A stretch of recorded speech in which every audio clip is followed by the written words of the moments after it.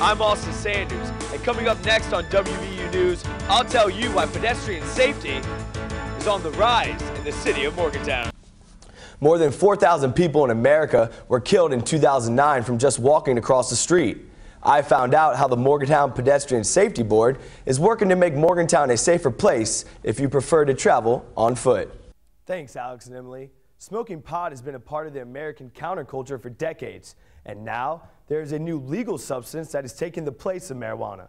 I found out how this new legal drug could be affecting your kids and if it's here to stay.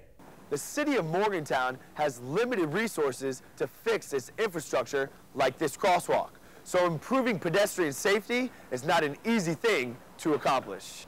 If you have any suggestions for safer streets in Morgantown, you can contact the Pedestrian Safety Board. The web address is morgantown.com and is at the bottom of your screen. Emily and Ashley, back to you.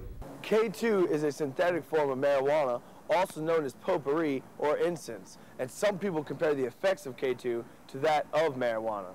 And right now, the drug is legal right here in the Mountain State. So far, one person has died from smoking K2. Other possible negative side effects include dizziness, vomiting, and hallucinations. Alex and Emily, back to you. Wait to cross Walnut Street.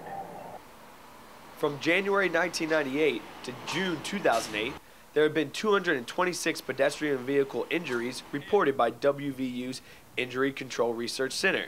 But WVU resident Patrick O'Brien still thinks that walking around Morgantown is a safer alternative than driving in the city's traffic. I mean, personally, if it's raining out, I'd rather drive, but if it's good weather, I don't mind the walk. It's only about half-mile walks. And he thinks it is an easy way to get around. No, it's not hard to walk. Got nice sidewalks on High Street, get right downtown campus.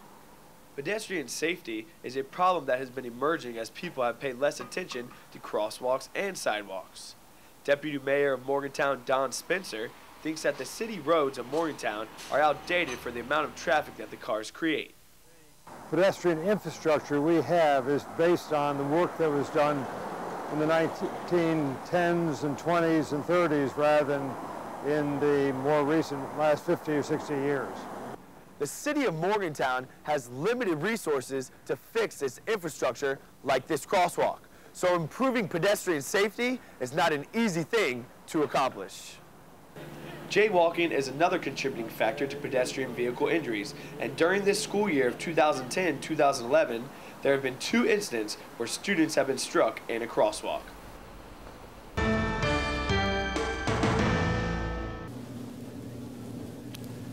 Morgantown residents and WVU students are getting high on an emerging drug called K2 that is causing hallucinations, vomiting, and other dangerous effects. WVU student Al Lynch thinks that using K2 is a safe alternative than using illegal drugs. I heard about it from a buddy of mine who's in the military. He said he uses it and it doesn't show up on any drug tests, and it's legal. K2 is a mix of natural herbs and spice plants and has been sold since 2006 for about $20 a gram in smoke shops. The K2 website states that it is not intended for human consumption, but that doesn't stop some college students from using it.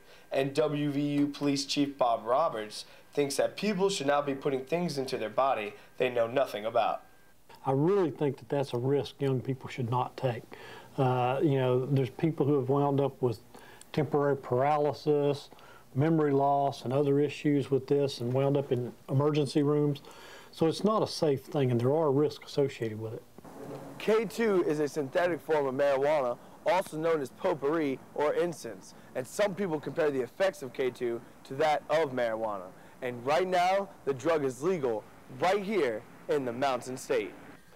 As of right now, K2 is currently illegal in Kansas, Kentucky, Georgia, Arkansas, and Alabama.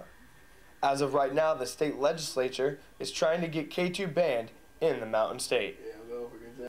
So far, one person has died from smoking K2. Other possible negative side effects include dizziness, vomiting, and hallucinations. Alex and Emily, back to you.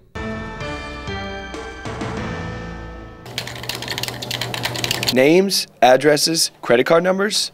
The list of personal information that goes onto your computer is endless, and that information can cost you your identity. West Virginia University student Nick Lawson had his identity stolen from a person in Latvia. But it just kind of blows my mind to think that there's people out there that can actually hack that information and get all that stuff from you. Easy ways to protect your personal information at home is to avoid opening emails and attachments from unknown sources.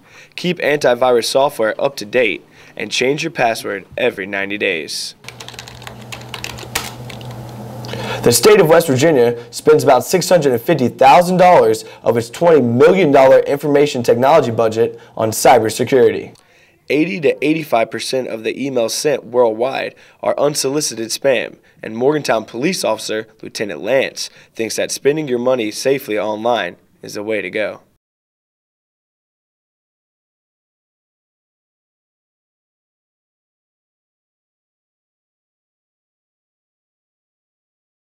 Ultimately, people should always be cautious with their information, and knowing what or who you are talking to can make all the difference.